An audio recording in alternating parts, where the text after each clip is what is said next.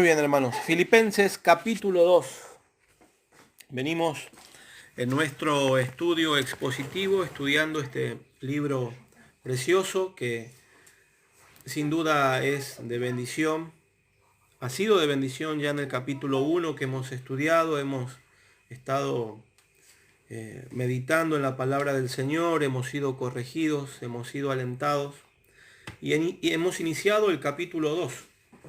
El domingo pasado estuvimos viendo desde el versículo 1 hasta el versículo 5, 6. Y recuerdan lo que estuvimos compartiendo.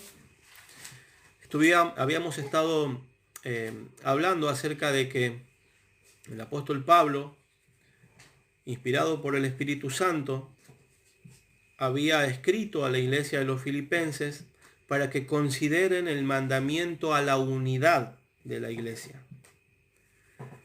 También les había hablado acerca de las actitudes que a veces tiene nuestro corazón. Recuerdan el versículo que dice: nada hagáis por contienda o por vanagloria. Entonces estuvo tratando con las intenciones de nuestro corazón.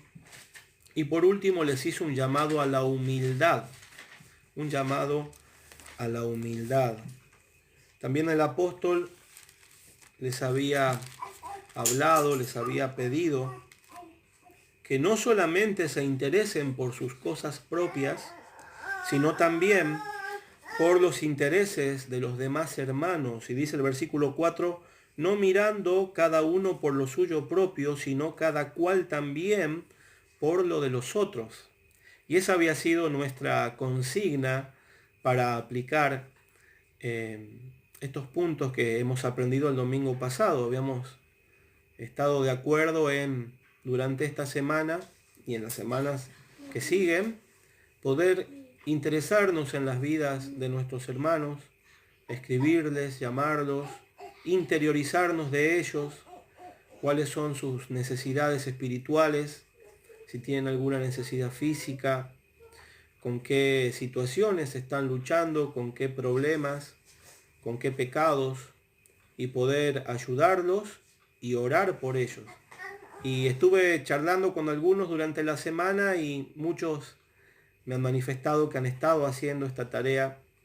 Y verdad que es precioso interiorizarnos de la vida de otro hermano para ayudarlo y a la vez ser ayudados por otro hermano que se interioriza en mi vida, indaga, pregunta con humildad, con el deseo de ayudar y que está orando por cada uno de nosotros.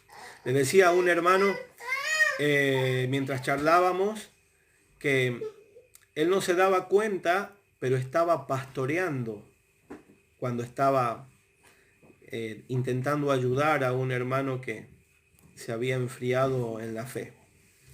Así que, hermanos, noten que después que Pablo lleva a la iglesia a meditar en la unidad, a meditar en las intenciones del corazón y hacer un llamado a la humildad, Pablo pone de ejemplo a alguien al cual ningún ser creado podría elevar su mano y señalarlo como que la humildad no está en él. Pablo pone un ejemplo perfecto. No se pone él como ejemplo. Pone a alguien que está sobre él y sobre todos. Pone a nuestro Señor Jesús como el ejemplo al cual nosotros debemos mirar y debemos imitar. Y dice el versículo 5, haya pues en vosotros este sentir que hubo también en Cristo Jesús, el cual siendo en forma de Dios, no estimó el ser igual a Dios como cosa a que aferrarse, sino que se despojó a sí mismo tomando forma de siervo, hecho semejante a los hombres, y estando en la condición de hombre, se humilló a sí mismo, haciéndose obediente hasta la muerte y muerte de cruz. Por lo cual Dios también le exaltó hasta lo sumo y le dio un nombre que es sobre todo nombre, para que en el nombre de Jesús se doble toda rodilla de los que están en los cielos y en la tierra y debajo de la tierra, y toda lengua confiese que Jesucristo es el Señor, para la gloria de Dios Padre. Amén. En esta mañana, hermanos, vamos a meditar en la humillación de nuestro Señor. El próximo domingo vamos a meditar en su exaltación. Así que acompáñenme nuevamente al versículo 5. Dice, haya pues en vosotros este sentir.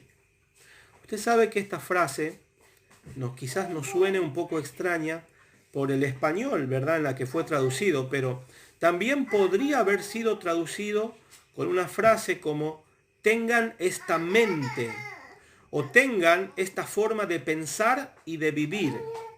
Podríamos agregar la cual existió en Cristo Jesús. Repito, tengan esta mente, tengan esta forma de pensar y de vivir. Y cuando uno piensa en esto, en este versículo, comienza a meditarlo, tengo que tener la forma de pensar y la forma de vivir que hubo en Cristo. Surge una pregunta. ¿Cómo fue este sentir, esta mente, esta forma de vivir a la que se refiere el versículo 5? ¿Cómo vivió Cristo? ¿Qué hubo en su corazón, en su mente, mientras Él estuvo aquí en la tierra con forma humana?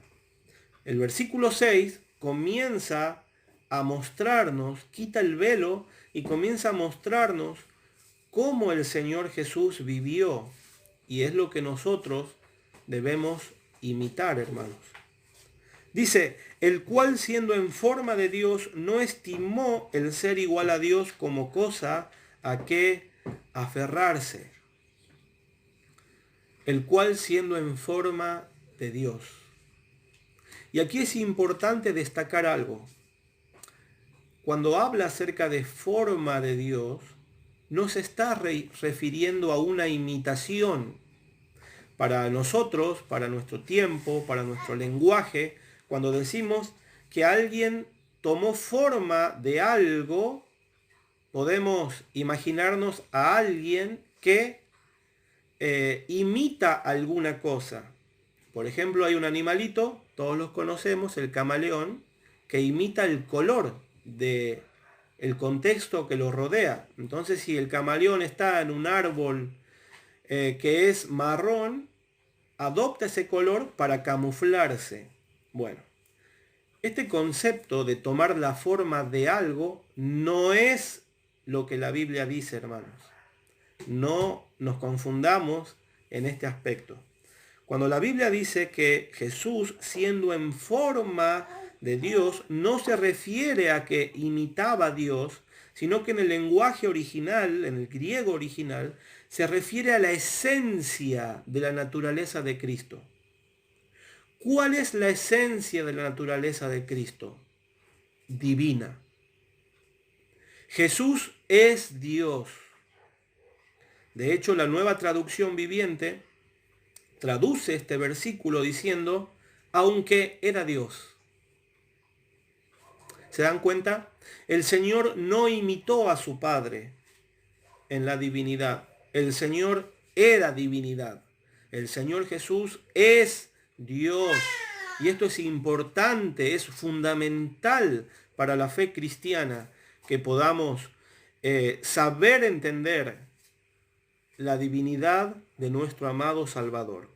De hecho, hermanos, en Juan capítulo 1, versículo 1, dice el apóstol que el Verbo era Dios.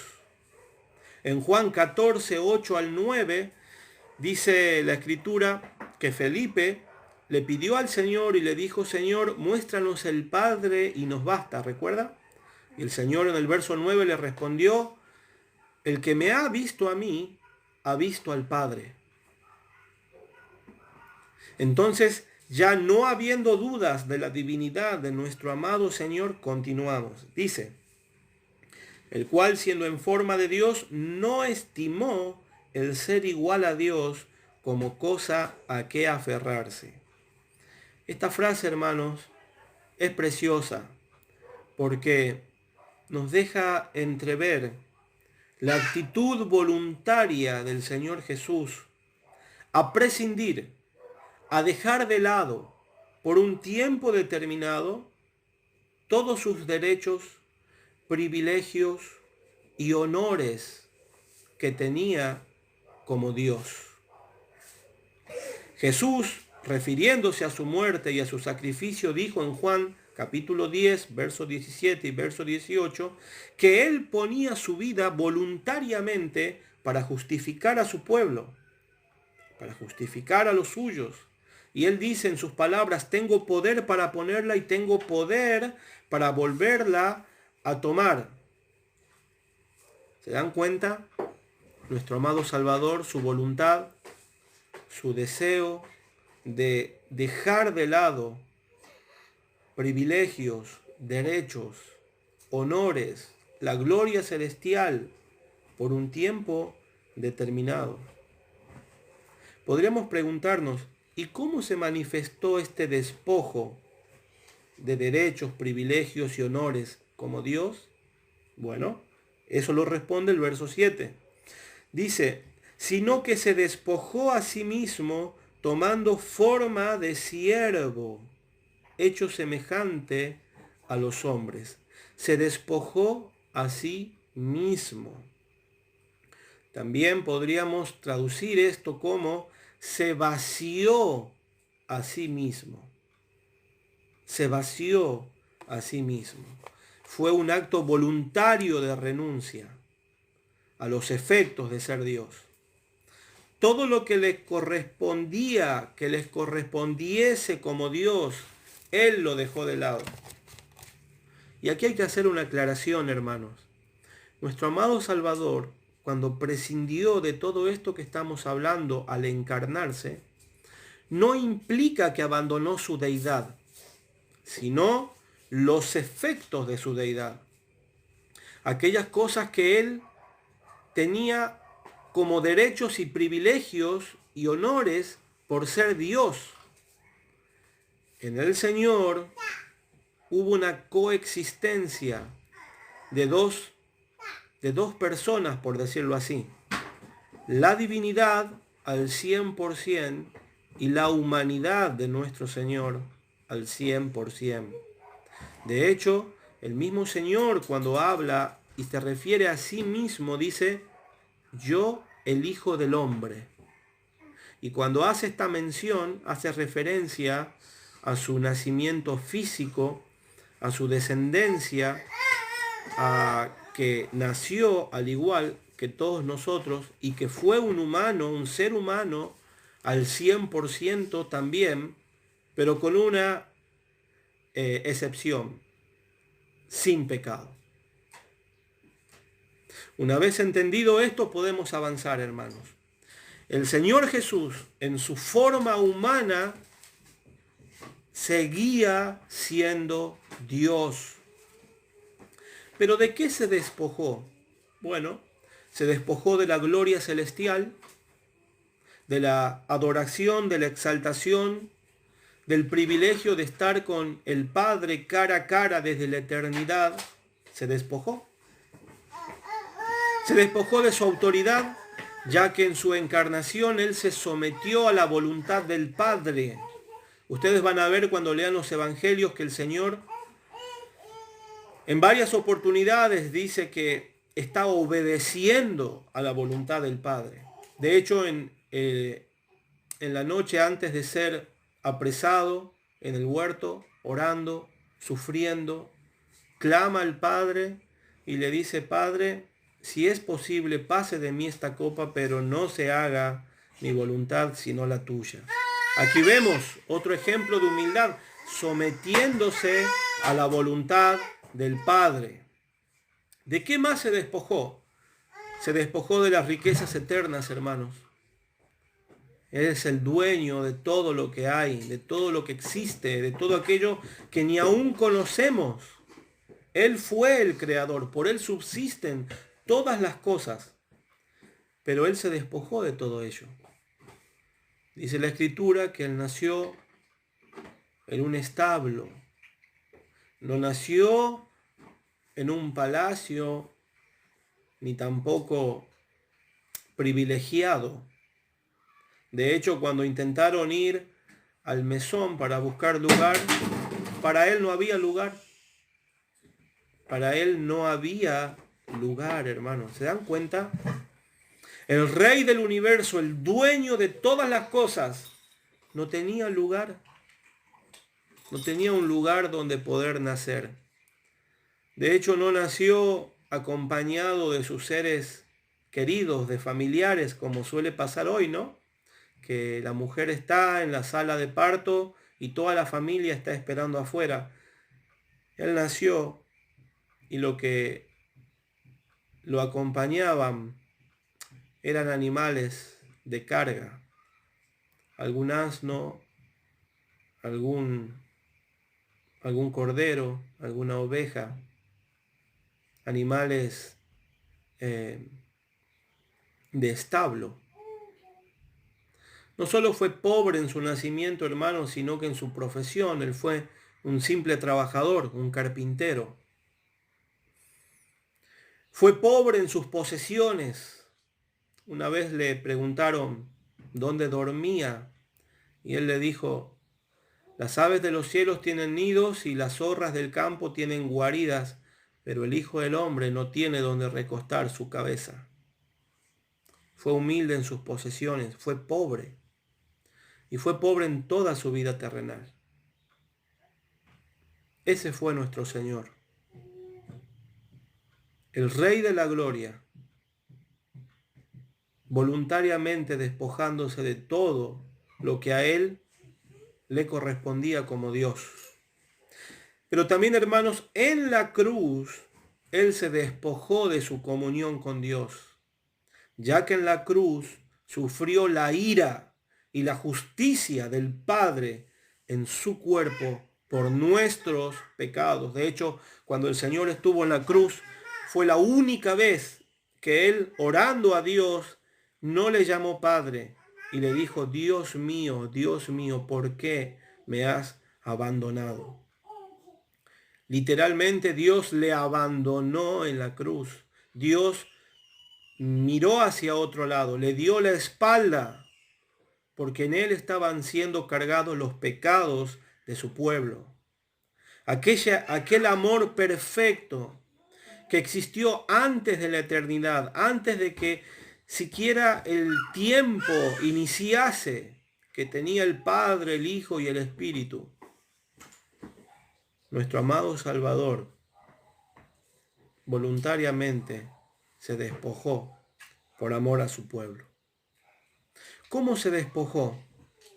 Tomando forma de siervo. Fue un siervo. Dice Isaías 52, 13 y 14, vamos a buscarlo.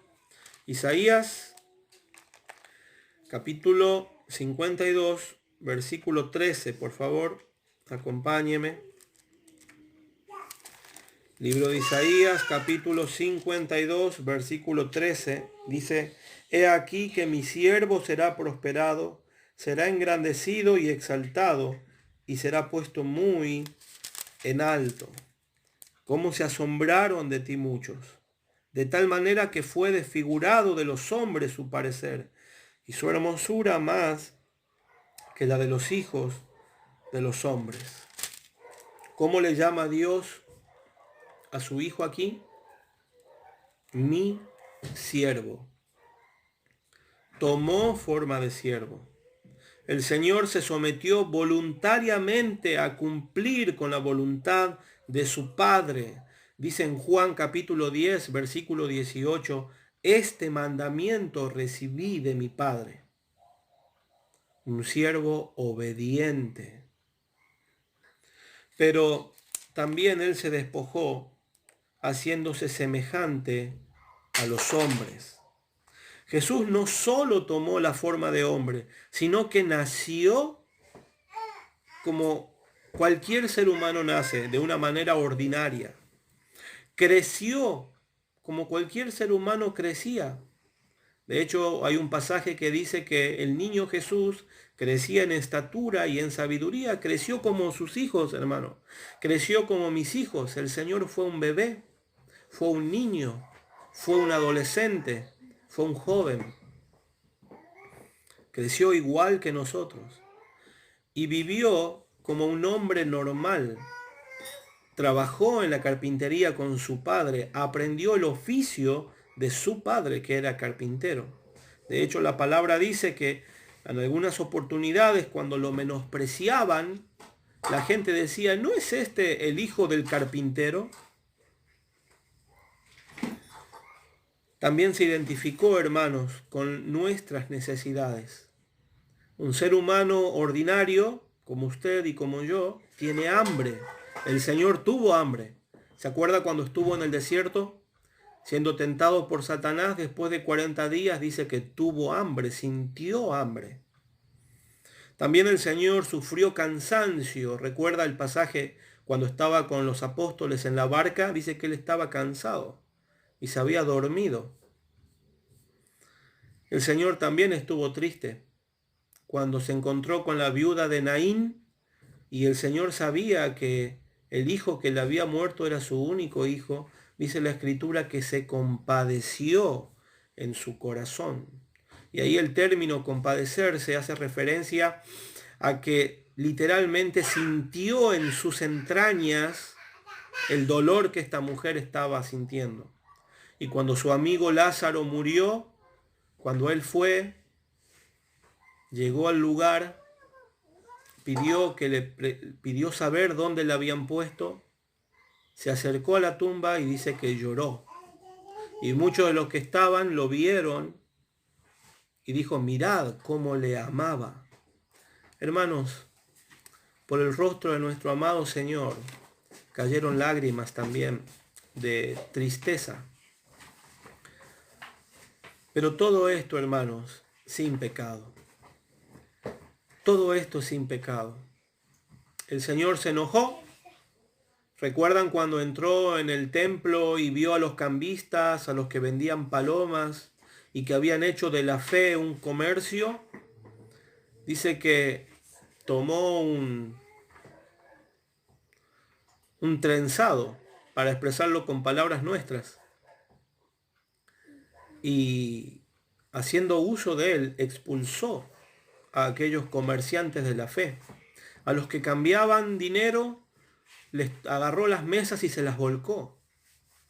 Literalmente el Señor se enojó y dijo, mi casa será llamada casa de oración, pero ustedes la han convertido en cueva de ladrones. Una ira santa, una ira sin pecado, solo en Él, hermanos. Nosotros cuando nos enojamos generalmente pecamos, pero en Él no hubo pecado. En Él no hubo nada que se asemeje siquiera al pecado. Nuestro Señor fue igual que usted y que yo, hermanos. Igual que usted y que yo. Dice el versículo 8, y estando en la condición de hombre, se humilló a sí mismo, haciéndose obediente hasta la muerte y muerte de cruz. Como si no hubiese sido suficiente que Él se encarnara, se corporizara en la forma de un hombre, Él voluntariamente, estando en esa forma de hombre, se humilló. ¿En qué se humilló? Podríamos preguntarnos. Bueno, he anotado aquí tres ejemplos que quisiera que los guardemos en nuestro corazón y que sean útiles para el momento oportuno. Primero, Él no se defendió ante sus acusadores. Vamos a buscar Isaías capítulo 53, versículo 7. Isaías capítulo 53, versículo 7. Dice la palabra del Señor, angustiado él y afligido, no abrió su boca. Como cordero fue llevado al matadero y como oveja delante de sus trasquiladores, enmudeció y no abrió su boca. Él fue angustiado, él fue afligido, él fue falsamente acusado, fue despreciado. ¿Y él qué hizo? ¿Se defendió? No, él no abrió su boca. Fue como una oveja llevada delante del matadero de sus trasquiladores y enmudeció, no abrió su boca. Todo ser humano tiene derecho a defenderse, ¿verdad? De hecho, cuando nosotros nos sentimos atacados por alguien o por algo, nuestra naturaleza, nuestro instinto nos indica que tenemos que defendernos.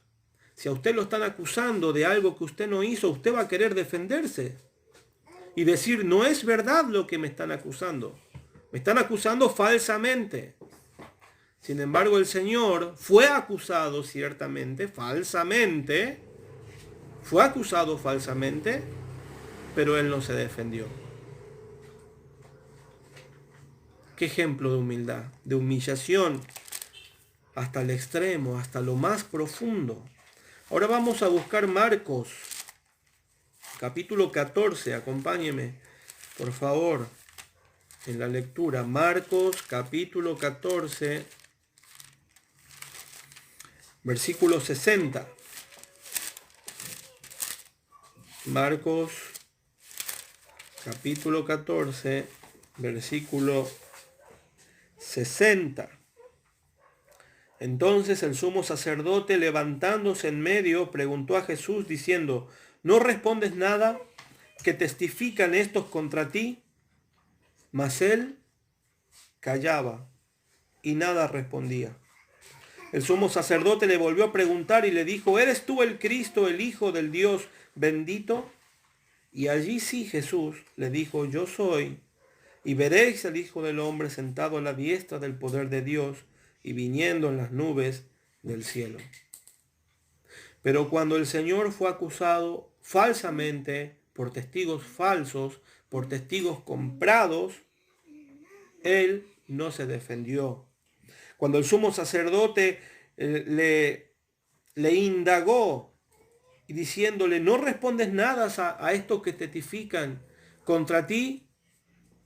Dice la Escritura, verso 61, que él callaba y nada respondía. Ahora vamos a Primera de Pedro, capítulo 2, versículo 23. Un precioso pasaje, hermanos. Yo les ruego que lo aprendamos de memoria, porque en nuestra vida cristiana lo vamos a tener que practicar. Está hablando del Señor Jesús y dice, verso 23, Primera de Pedro 2:23, quien cuando le maldecían no respondía con maldición, cuando padecía no amenazaba, sino que encomendaba la causa al que juzga justamente. ¿A usted alguna vez le han maldecido? Bueno, cuando el Señor le maldijeron, Él no respondía con maldición.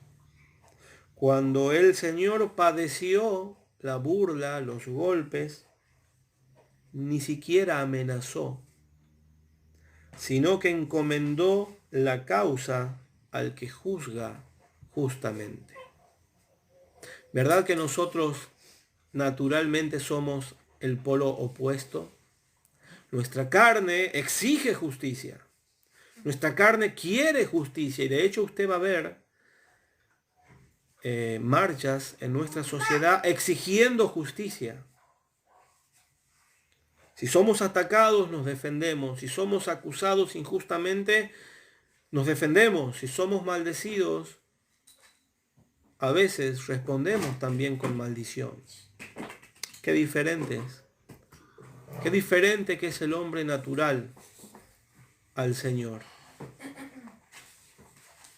En segundo lugar, Él se humilló sujetándose al maltrato y a la muerte por parte de sus propias criaturas. El Creador fue maltratado, fue abofeteado, fue escupido, fue golpeado por sus criaturas. Me cuesta pensarlo siquiera. Qué humildad, qué humillación voluntaria para no responder ante el golpe, ante la burla, ante el escupitajo de un ser finito como es la criatura, débil. Y el Señor, teniendo el poder para hacerlo, no lo hizo. Vamos a Mateo capítulo 26, hermanos. Vamos a ver un ejemplo puntual de lo que estoy diciendo. Mateo capítulo 26, versículos 51 al 54, dice la palabra del Señor. Esto sucedió el día que le arrestaron. Dice el verso 51, pero uno de los que estaban con Jesús, extendiendo la mano, sacó su espada, e hiriendo a un siervo del sumo sacerdote, le quitó la oreja. Entonces Jesús le dijo, vuelve tu espada a su lugar, porque todos los que tomen espada, a espada perecerán. ¿Acaso piensas que no puedo ahora orar a mi Padre y que Él no me daría más de 12 legiones de ángeles? Pero ¿cómo entonces se cumplirían las Escrituras de que es necesario que así se haga?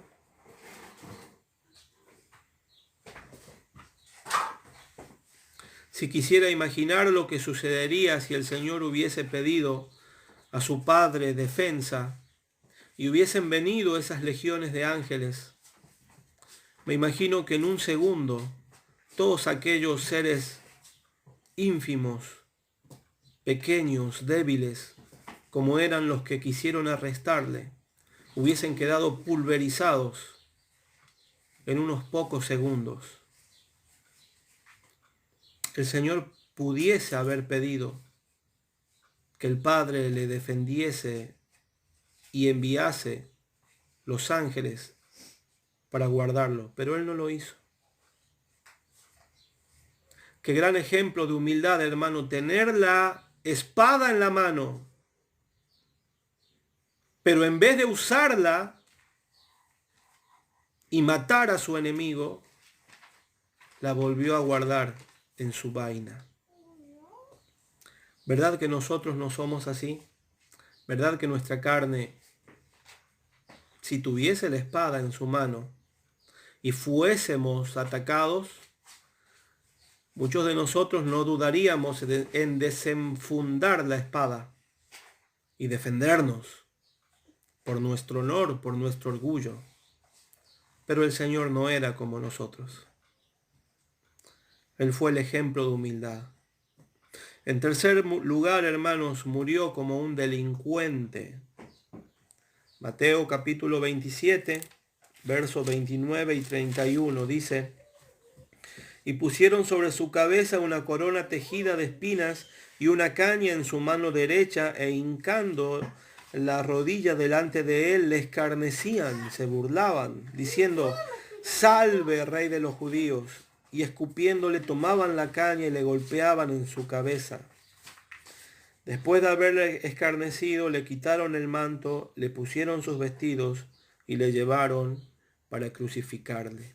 Murió como un delincuente. Ustedes saben que la cruz era una tortura que los judíos y los romanos la utilizaban para aquellas personas que eran la escoria de la sociedad.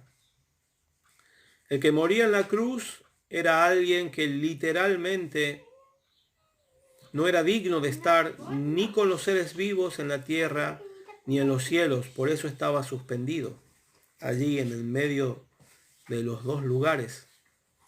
Él se hizo maldición. En Gálatas 3:13 dice, maldito aquel que es colgado en un madero.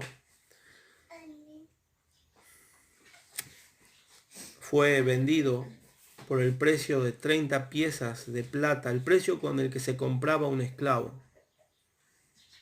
¿Se da cuenta la humillación? El Rey de Gloria, el Príncipe de Paz, el Creador y sustentador de todo lo que existe, en su muerte murió como el peor de los delincuentes, rodeado de delincuentes. Ese fue el gran ejemplo de humildad de nuestro amado Señor. Para terminar, hermanos, cuando le vemos en su humillación voluntaria, cuando meditamos en Él, en sus palabras, en sus acciones, en su corazón, en sus decisiones, quiero hacerte esta pregunta en esta mañana. ¿Has podido apreciar el corazón de tu Salvador? El Espíritu Santo ha podido quitar el velo de los ojos, que a veces está cegado por nuestros propios pecados, y te ha mostrado a aquel que debería ser la porción de tu alma. ¿Has podido apreciar su humildad? ¿Has podido apreciar su mansedumbre? ¿Has podido apreciar su amor por tu persona? Pues Él no vino para salvarse a sí mismo, vino para salvarte a ti y para salvarme a mí, hermanos, para salvar a su iglesia, para salvar a su pueblo. ¿Le has podido apreciar en esta mañana? ¿El Espíritu ha obrado en tu corazón? Entonces, hermanos, si has podido apreciarle, si has podido disfrutar de Él, teniendo este ejemplo perfecto de humildad, ¿aún deseas vivir en tu orgullo, en tu soberbia y en tu vanagloria? Recuerda lo que hemos estudiado el domingo pasado. Nada hagáis por contienda o por vanagloria. Es mejor no hacer nada antes que hacer algo por contienda o para desear la vanagloria, el reconocimiento mundano. Un maestro de las Escrituras de tiempos pasados dijo que no hay peor pecado para el creyente que el deseo de ser reconocido, el deseo de la vanagloria. El Salmo 115:1 dice: no a nosotros, Jehová, no a nosotros, sino a tu nombre da gloria por tu misericordia y por tu verdad. ¿Por qué muchos de nosotros, muchos de los cristianos, todavía estamos viviendo en nuestro orgullo y en nuestra soberbia? Somos atacados y nos defendemos, y si podemos pulverizar a nuestro enemigo, lo hacemos. ¿Por qué si tu maestro no lo ha hecho? ¿Por qué si tu Salvador no lo ha hecho? Si sufrimos algún oprobio, inmediatamente buscamos venganza o defendernos. ¿Por qué lo haces si tu maestro cuando fue atacado no lo hizo? ¿O acaso eres tú mayor que el Hijo de Dios para tener derecho a tal privilegio? ¿Por qué incluso algunos cristianos piden que Dios destruya a sus enemigos o a los que piensan diferente a Él, cuando el Señor nos enseñó que debemos amar a nuestros enemigos? ¿Te das cuenta lo mucho que necesitamos mirar al Salvador? Todos los que hemos vivido así en un pasado, siendo orgullosos, siendo soberbios, siendo contenciosos, buscando la vanagloria de los hombres, hemos sido una vergüenza para el Señor y una vergüenza para su iglesia. ¿Qué áreas de tu vida, querido hermano, necesitas imitar al Señor? ¿En tu matrimonio no soportas que tu esposa te llame la atención en algo? ¿O usted, hermana, no soporta someterse a la autoridad espiritual de su esposo? En tus relaciones de familia, quizás como hijo, ¿te cuesta someterte a la voluntad de tu padre? Pues déjame decirte que mientras vivas en la casa de tus padres, debes someterte a ellos en todo lo que ellos te digan. No importa si tienes 18, 30 o 40 años. En tu trabajo, en tu profesión, ¿eres orgulloso? ¿Te gusta que la gente te reconozca por tu profesión? Ahí viene el doctor Vega, el arquitecto Vega, el médico Vega, el abogado Vega. Vengan, preparémosles un asiento especial para que el doctor se siente. Qué vergüenza, hermanos. No debemos anhelar eso. En las relaciones con tus hermanos, en la iglesia del Señor, en las relaciones con otras denominaciones, la iglesia es preciosa. ¿Sabe por qué? Porque en la interacción con otros temperamentos, con otras personas, con otros caracteres, allí se va puliendo nuestro carácter. A veces nos encanta ser los que exhortan. Y si tenemos el don de exhortación, de hecho lo debemos hacer con amor y ayudando al hermano. Pero qué curioso es que cuando exhortamos a alguien, pero con el paso del tiempo nos exhortan a nosotros, nos cuesta aceptar la exhortación. Qué ironía, ¿verdad? En la iglesia, hermanos, en las relaciones con otros hermanos, vamos a tener conflictos. Van a haber hermanos que nos ofenderán, van a haber hermanos que nos defraudarán, van a haber hermanos que hasta nos traicionarán. Y posiblemente nosotros seamos algunos de los que acabo de nombrar recién. Pero allí es, hermanos, donde Dios trabaja en nosotros, haciéndonos a la imagen de Cristo. Por eso el cristiano que viva separado de una iglesia local es un cristiano que está fuera de la voluntad de Dios. No existe el cristiano bíblico que esté afuera de una iglesia local. Muchos de aquellos que pretenden estar fuera de una iglesia local y vivir cristianamente se excusan para no ingresar a la membresía de una iglesia diciendo: no hay en mi ciudad, no hay ninguna iglesia que esté a mis expectativas o que verdaderamente sea bíblica. Bueno, yo creo en la fidelidad de Dios y creo que el Señor no va a dejar a su pueblo sin un testimonio. Quizás o no estás buscando bien, o el que debe humillarse eres tú, hermano, no la iglesia, eres tú el que está mal. ¿Y qué tal en las relaciones con otras denominaciones? ¿Verdad que a veces nos creemos superiores a otros hermanos? Que porque piensan en algunos aspectos no fundamentales diferentes a nosotros, creemos que son medios hermanos, no son hermanos, y algunos ni siquiera son medios hermanos, son primos. No, hermanos, eso es un pecado, despreciar a la iglesia del Señor. ¿Quién eres tú que por haber leído 3 o 4 libros más que tu hermano te da autoridad para despreciarle? No, hermanos, no debemos actuar así. Quiere el Señor humillarnos, corregirnos, disciplinarnos, para saber amar a aquellos que piensan en cuestiones no fundamentales a la fe cristiana de una manera diferente.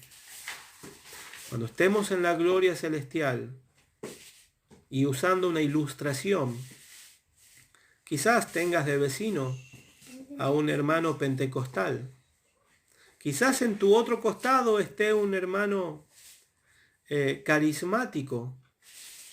Y vos vas a llegar al cielo y vas a decir: Señor, yo quiero mi morada, por favor, al lado. Quiero ser vecino del doctor Sproul. Quiero ser vecino de Paul Washer. Quiero ser vecino de algún puritano de la antigüedad, Señor, por favor. De Thomas Brooks, aunque sea que esté en el fondo. Y quizás el Señor te ponga en el barrio de los cristianos carismáticos. Es una ilustración, hermanos. No sé si será así. Pero si en el cielo toda la iglesia universal reunida, aquellos millares de millares que vio el apóstol Juan en su Apocalipsis, vamos a estar juntos, adorando, exclamando al Salvador, dándole su honor de toda lengua, tribu y nación. ¿Por qué tú, hermano, hermana, en esta tierra te dignas a despreciar a otra denominación? Que el Señor nos perdone si ya lo hemos hecho y nos conceda un verdadero arrepentimiento.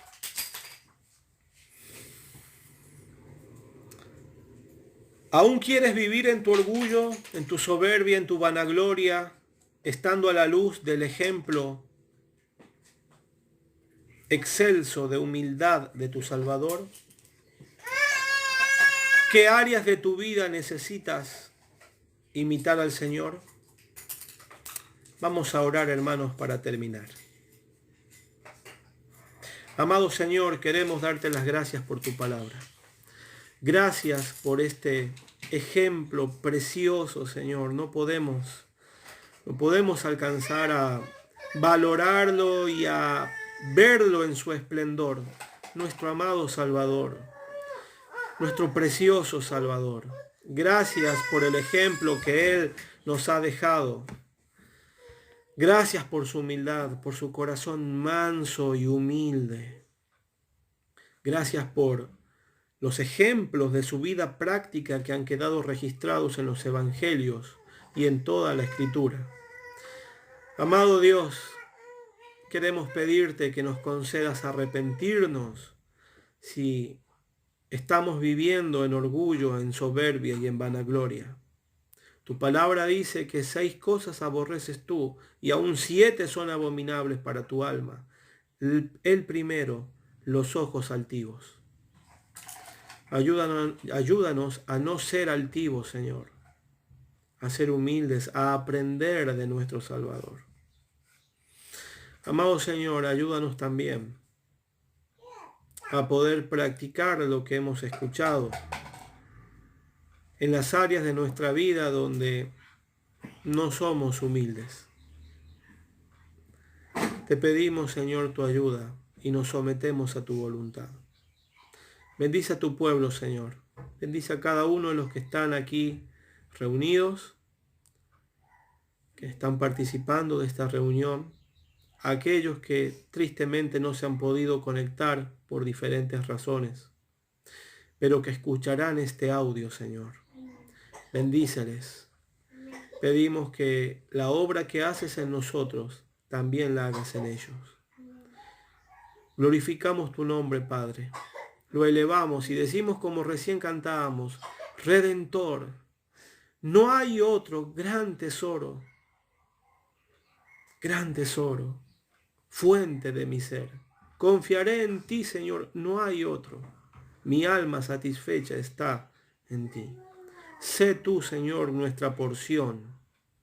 Sé tú nuestra porción, lo que satisfaga en su totalidad las necesidades de nuestra alma. Oramos en el nombre precioso del Señor Jesús. Amén, amén y amén.